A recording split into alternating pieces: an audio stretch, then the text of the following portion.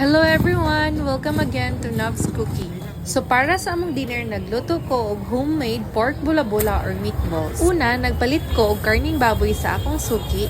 Sunod, miadto ko kang auntie kay mamalit na sab ko og lamas.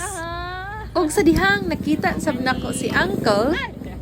Yan! Hi uncle! While waiting sa ako nga nagpalit og miswa, nagpalit sab di ay siya og pan sa bake shop nilang Ate Itzel. After na mapalit among mga kinahanglanon sa pagluto, muli na mi and thank God wa nay ulan. So pag abot sa among balay, gi-prepare na nako ang tanan.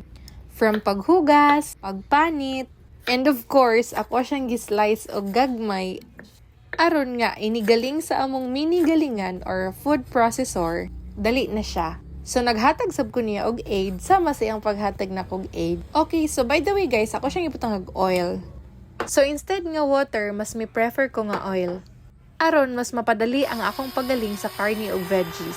Pero, dili man makadaog tong first na akong gigamit. So, nag-ask kog help sa akong husband para magbira-bira ani. And, tadan! Look at the result!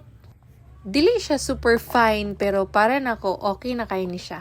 After sa meat, nagaling na sab namo ang carrots. So, gimix na namo siya sa meat, uban sa scallion, and sa ato ang paminta powder. Okay guys, gibutangan na namo ni siya salt. Tasty na ni siya. Ang kulang na lang ani is ang ato ang egg.